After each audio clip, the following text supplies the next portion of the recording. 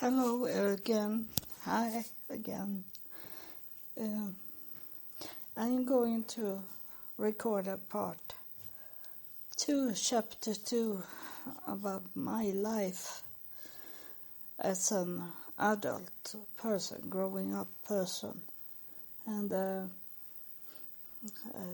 I was on my way to Seattle, and I had the bad thing I have done most of my life is to rely on men, and like they are a solution for all the problems in my life. And I know where it's coming from, because my mother, she put all the men up in the top and like admire and serve all men. She have it from her childhood, and is going like a chain to next generation and next generation like that, if not anyone stop it. And it's not that we have it inside us from start. It's something that we learn from child to look up on other people, someone or a group of people or like that. It's not something we are born with. And my mother let me take care of my older brother. I have to do a breakfast for him, and I make his bed every morning, and I serve everything. And she learned me that a man is over a woman always. So that's why it's been so terrible wrong for me when I grew up and started my own life, that I thought men was a solution of all the problems. And so it was in when I took the flight to United States. I have taken contact with a man on the internet, and he promised me that he should help me to get a job in United States, and he should come and get me on the airport in Seattle. And he know that it's fun to and interesting from this, that from the start it was church involved in my steps, my path, my journey I should take, because he was in the church, and he had talked to the pastor about me, and it was a female pastor, and she wanted to see me, and they had a job for me to take care of their internet computers in the church, to recording and these things in the church.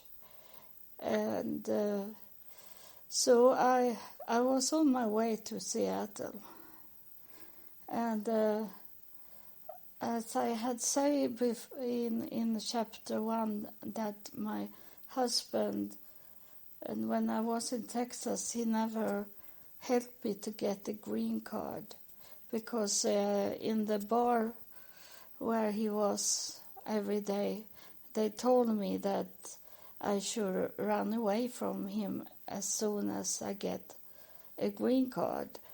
And I was only there for the green card, and he believed them, and so he never helped me. and instead I stay too long. He say you can stay in United States 1 year without having visa, and that's was wrong. We have 3 months we can stay from Sweden to stay in United States without visa. And I come to Seattle, and they look at my passport, and they saw that because I had a paper in my passport that I have stayed too long in United States the year before, and so they say that, and I was not focusing what to do with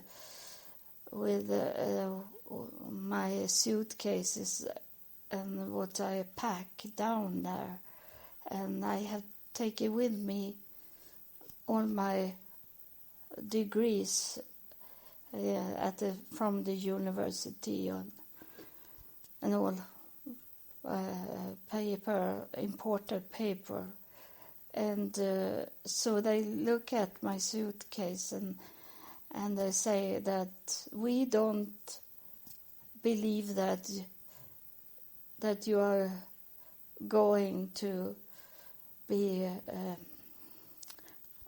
lawful, that you go and get your permission to work in United States and stay in the United States. We think you are going to stay here illegal, and that's what I was thinking I should do.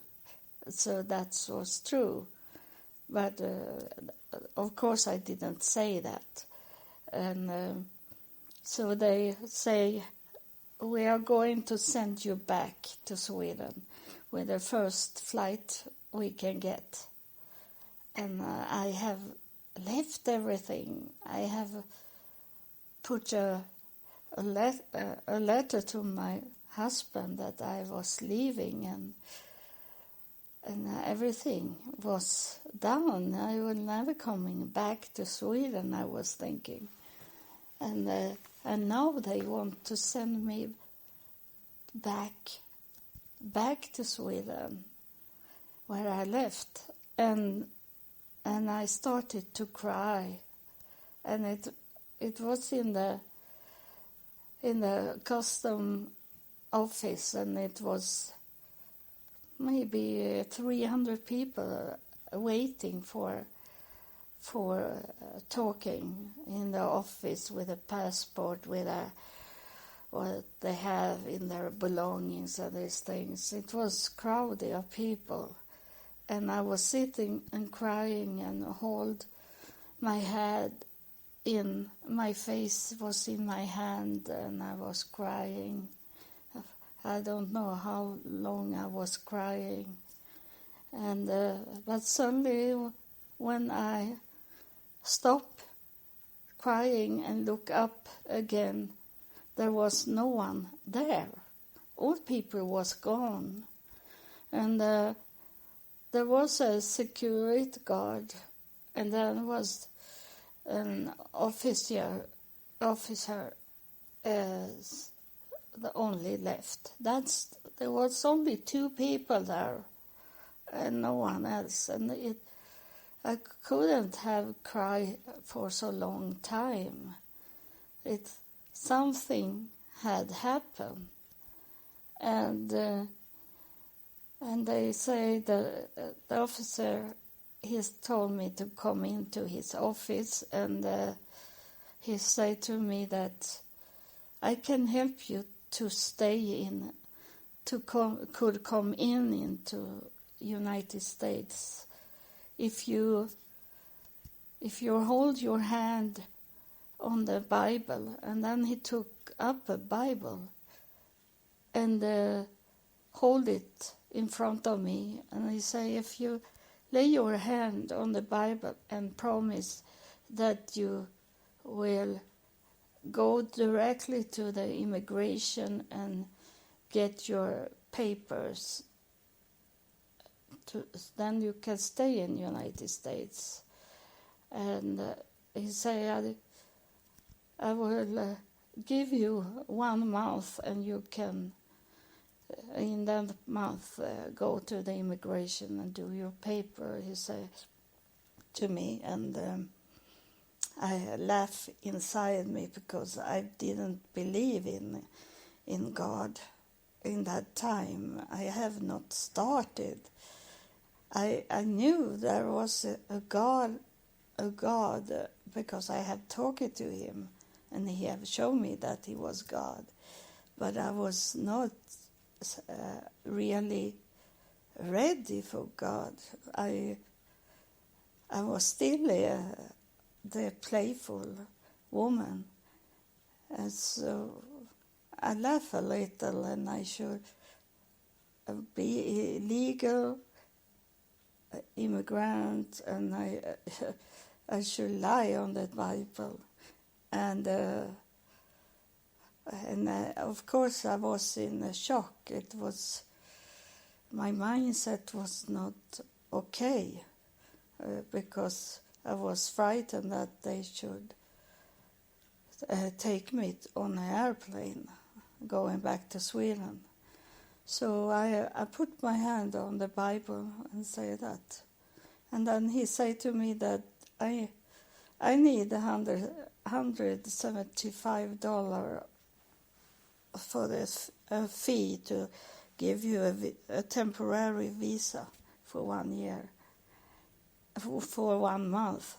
And I know I didn't have that money.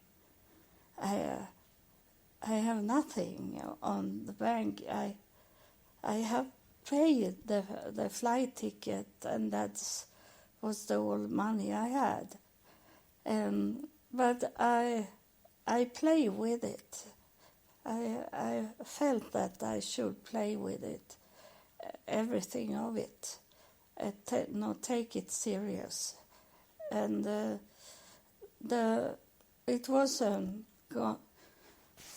security guard, and it was a woman, and she took me to an ATM machine to take out the money to pay for the fee. And I put on in my Swedish bank card and put the numbers. I know if I have lived in Texas, I knew how to do the ATM machine. But the ATM machine say, I have no money in my bank account. And that woman that I know today, that it was an angel. God have put an angel, and the angel behind me, she said that I can help you to.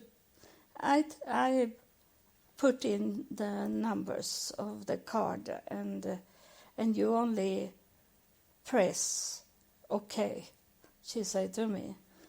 So she did it, and I put OK button, and then suddenly it come out $100.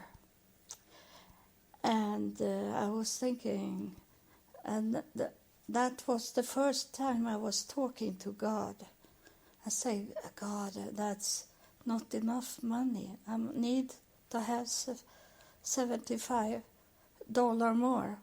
And that angel behind me, she said, I saw that you had another bank card, she said to me, because she saw my wallet was open. So, and that was the bank card from Texas. And that Texas card, it was only like to not kill the bank account. So that was maybe $5 in on it, and in it, and but she say I do the numbers, and she put the numbers again, and I say okay button, and it come out $75. So it was exactly what I needed, and so I could pay for it. And it have been taken a long time for me in the office, and this man, I didn't know if he was there, and then they say something that I have been in the airport for a long time, for some hours, and I didn't know what to do because I had no money to go from the airport. It was far to Seattle from the airport, and I didn't know how can I come from the airport into Seattle. I had no money, and I was sad again, and started to cry. And then I felt a knocking on my shoulder, and that officer, he said, by the way, there is a man, he have waiting for you in 3.5 hours. 3.5 hours. So he showed me the way out to the parking place where the man was. So that was the first time I saw this man I talking to at home in Sweden. And he took me to Seattle, and he said that you can sleep in my ex-wife's home, he said to me. And so we traveled he drove me to his ex-wife's house, and I could stay there, she say to me, and we ate a little food, and it was so very filthy home. I was not used with that. I always have lived in a wealthy home, always wealthy, clean home, and even in Texas we have a clean home, but not wealthy, but a clean home. So it was fleas walking around. I saw them, and she had one child that was mental sick, that was really way about 8-9 years old, and then she had two dogs in her home, and they were not loose. They have locked them in, and they were angry and irritated because they couldn't go free around, and I didn't know about my gift from God about healing, but I walked down and sit on the floor in front of one of these angry dogs, and I caressing him, the dog, and I saw that he was blind. And I say that it was in a spirit way I talk. And I say to her that he is only angry because he can't see. And so he be frightened when someone is coming close to him. I say, and I caress him, and he calmed down, and I say that you can't let this boy, I don't say that he was mental sick, but you can't let him run up to the dog. He must do it slowly, or else the dog will bite him. I say to her, and I say to her, let them loose. It's only because that boy is running up to them and hit them. I say, so let them go. And I say to that man that drove me there, I say, I can't stay there. I was not used with this kind of home place to sleep in, but I didn't know that I should be used to sleep wherever I got the place to sleep. But that first day I couldn't do it, and so that man, he say, I drive you to a hotel. He say to me, and I said I had $50 in my pocket. That was the money I had. So I say to him, I have only $50 to have a hotel, and that was only for one night. But he drove me to the hotel, so I could sleep there. And but just before he walked away from the hotel room, I said to him, can I borrow your telephone? I need to do a call to Chicago, I say. And he let me call in the telephone. And that was also when I was in Sweden. I have got a contact with a man that had, his father was Swedish, and the father had died. And I helped him to translate. There was no translate program in that time on internet. So I helped him to translate all the papers from Swedish to English.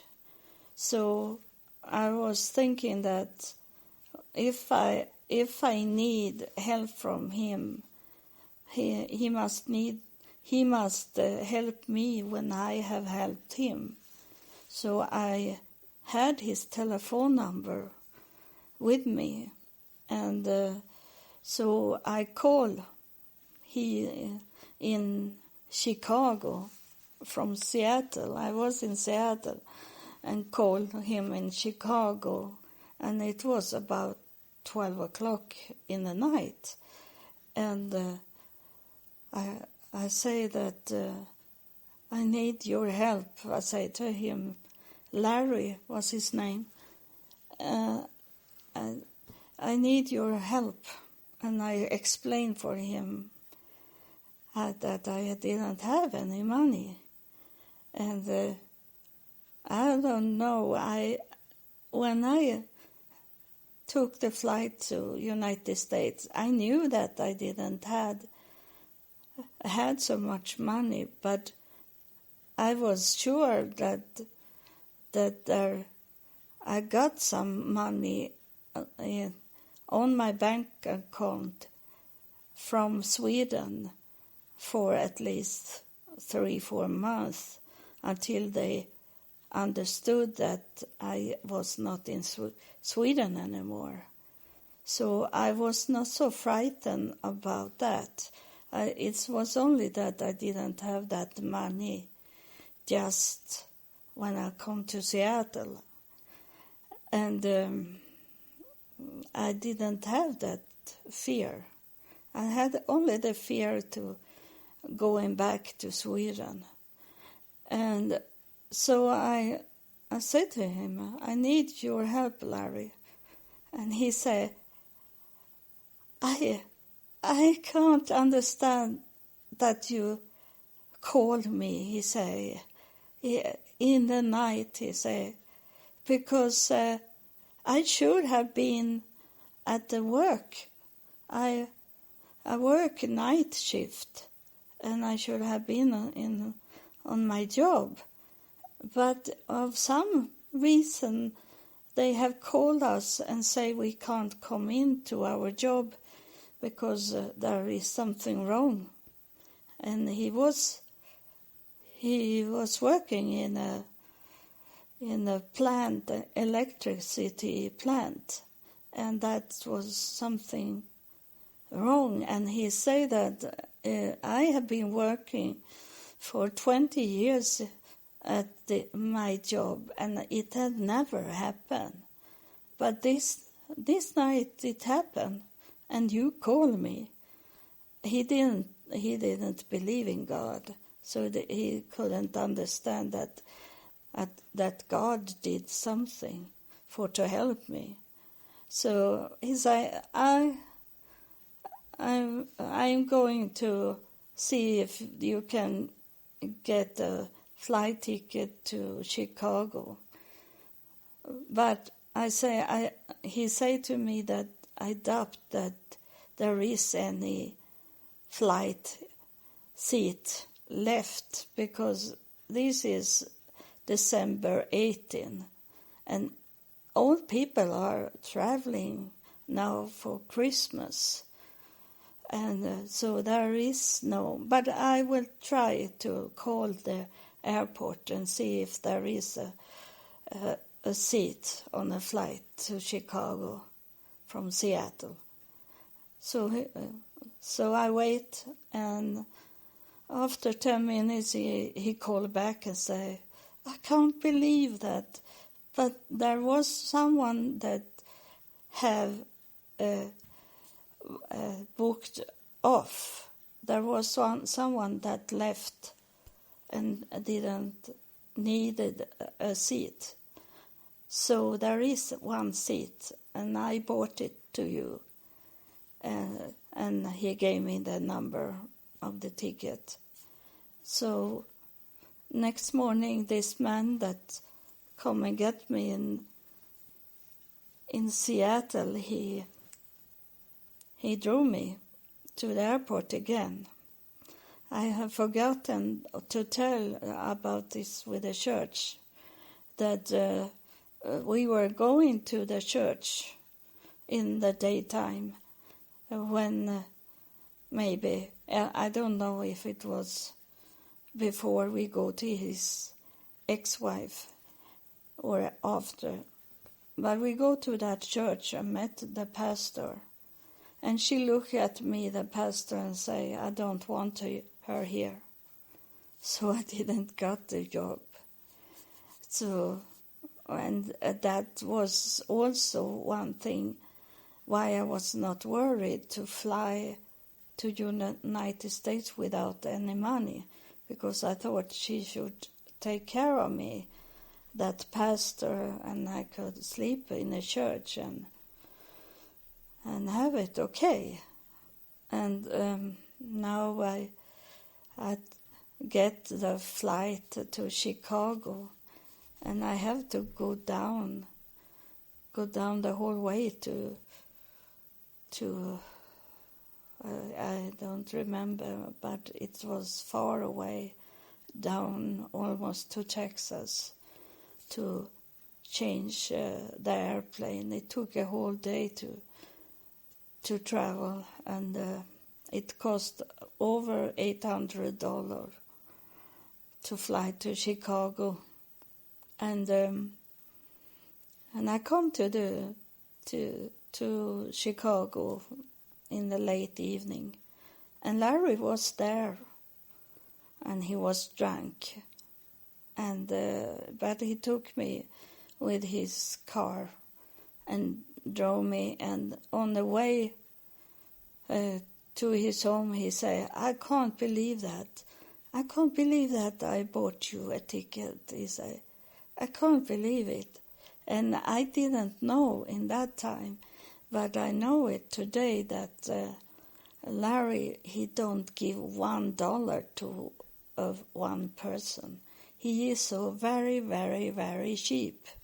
He is very wealthy man, but he don't give $1 to another person. And he bought me this ticket for over $800. And I told him later that I remind him about that when we drove to his home, that that it was God that had taken him to do this. God can use anyone, even one that like Larry. He was alcoholic and he didn't believe in God, but it doesn't matter. God used him to help me. So I come to Larry's home in a little city.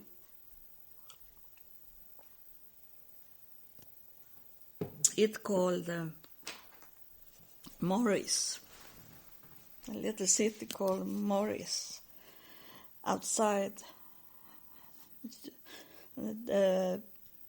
between it's far it's a little far from Chicago. It's the closest city was Joliet in Illinois, and he had a big house with swimming pool inside the house, and at least 4 bedrooms house. He was extremely wealthy, and I was there, and he fall in love with me. I could have stayed with Larry for the whole rest of my life, and he stopped drinking, and he fall in love and was okay, but it was his ex-wife. He had a daughter with a woman, and he paid very much money in child support. So of course the mother was worried that Larry should marry me and she should not get so much in child support. He was so weak man, Larry. He couldn't defend himself from her. And when the daughter come to his home, he always drove his daughter to the store, and she could buy so much things, and she buy boy things, items, much video games, and television and computers and she was only 8 years old, so she didn't know so much about those things. But she bought it for her older brother, that was not Larry's son, but his daughter brought it to their home, because when the mother come and get her, they put in all the things they have bought in her car. So she got all what he bought to the daughter. I be dry in my throat and talking. And she was very, very fat girl, 8 years old, and she was a very big girl, and they abused her with food. She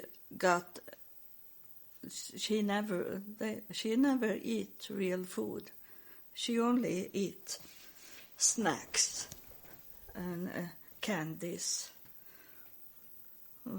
I think we order a pizza home, and with much extra butter and popcorn extra butter. And it was very sad. And for Christmas, I gave her one of the best, maybe the best Christmas gift she ever could have.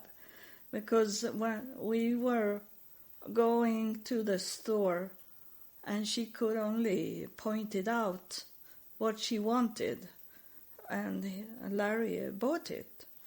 But I didn't know what to buy to her, because she could get everything. But then I was thinking, I give her money. She have never had money in her hand. Oh, she'd be so happy. She show it for everyone that I have given her. I maybe had $20 to give her, so she could buy for her own money, not from her daddy's money. It was her money. So that was great. Then Larry, he told me about his... Oh, I tell you something that you should remember that I tell you. The devil, he have some special names for his children. And if you put this in your mind, you will see that in the society, when you meet people, you will see it. And I'm sorry if you have that name in your family, but there is names that is special that the devil give his children. And almost everyone that have the devil as her father, her name is Debbie, Deb. It can be this different of Debbie, the name Debbie, and she her name was Debbie, and there is also cities, there is counties that is evil, and the one that I know for sure is the state is Maryland, Baltimore. There you have the devils love that city, love the state. So there is some I don't know why, but he put them there, and he put those name also. Joe is the man's name, And he laughs when I say that to you now. The devil is laughing. I see him laughing. That I say Michael. And Michael is, it's Michael, the archangel. And he have stolen that name to put it on his own children. So that's some names that I remember I have walking into that have been very evil. And then I met them, some of them, and they have the same name. And so it started to be too long, this chapter, and so I will tell you what Debbie did to me and to Larry. I will only end it and say this about Debbie. One evening when we were sitting at the television, watching television, and have a nice evening, suddenly Debbie was coming into the house, and I'd be surprised that Larry let her have the key to the house. And she coming in, and Larry walked out in the kitchen, and I could see them in the kitchen. And Debbie pushed Larry into the wall, and then she ran out again. And Larry come back to the sofa and sit down and watch television with me again.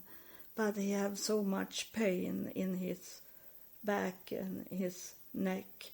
And I say, what's going on? I say, oh, I heard when Debbie pushed me into the wall. So I didn't know that she had pushed him so hard. And then he said to me that one day when I was out on bicycle, she come with her car and she drove over me, so I broke a leg.